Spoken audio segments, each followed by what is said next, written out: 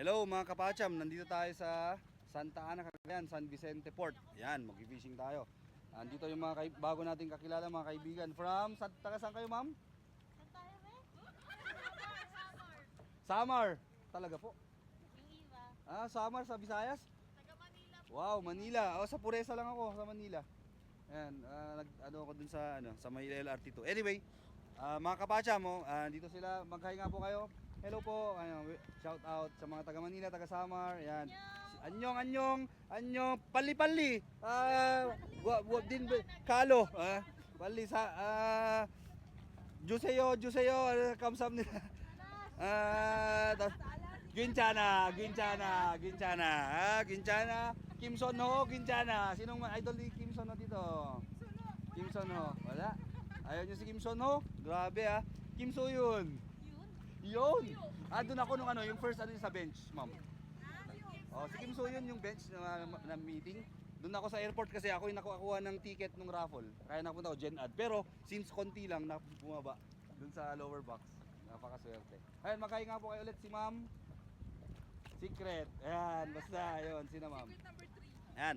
Mag-like po kayo later kung gusto niyo ma'am. Follow. Ayan, like, share. Para sa mga po, college, high school, senior high, college, masters, doctorate. Kahit nga yung mga doktor mismo Yan po. Sir Janos thesis statistician or Sir Janos statistician. Murang-mura lang. Maraming libre. Libreng consultation, ganyan. First 10 minutes libre ng consultation. Ganyan. Tapos 15 minutes 100 lang. Ganun lang, napakamura. 30 minutes 300. Minsan pag yung mga nagko-consult sa akin, Potterhead, ganun si Harry Potter. Hermione. Pag Potterhead, nako, libre na. Lalo pag IU fan. Kim Sejong fan, nako. Lalo na pag Team Jacob pa dun sa Twilight, nako. Baka ako pa maglibre sa kanila. Ano mga kapacham, sino sa inyo ang Potterhead? Hermione. Pero bibigyan ko kayo ng mga test, diba? Mga tanong kung talagang Potterhead kayo, di ba? Yung mga pangalan ng yung Horcrux ng Hufflepuff. Ano yun? Hindi na nila alam. Ayan. Ma'am, wala pa rin nakukuha. 10 years na tayo dyan Wala pa? Ayan Ayan. Wala nang lure? Meron pa. Wala na. Busog na sila ma'am. Kanina pa kami nagpapakain Ayan. Ayan. Hello lang po tayo. Then magbabay na po tayo. Ma'am, hello.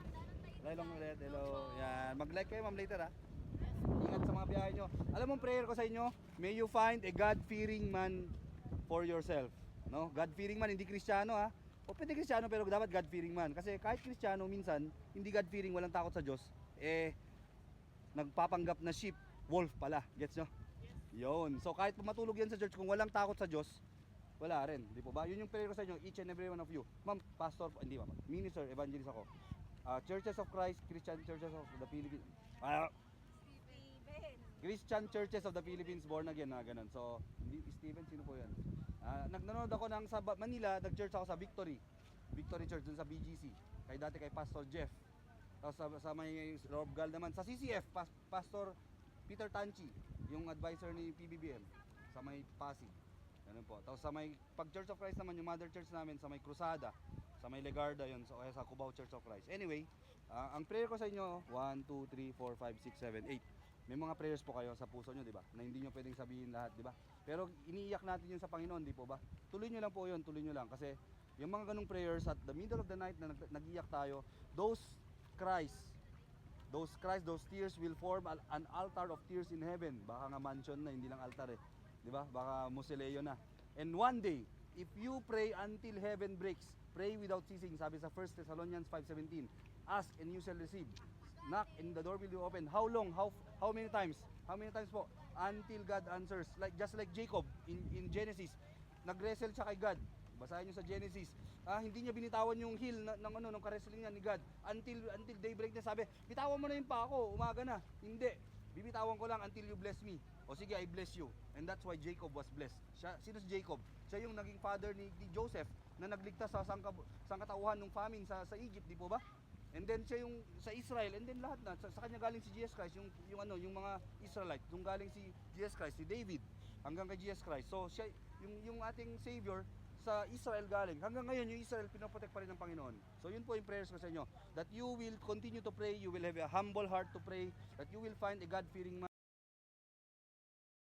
Looking for thesis statistician? Sir Janus na yan.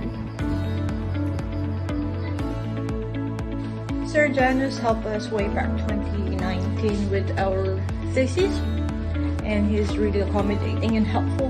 Legit, guys.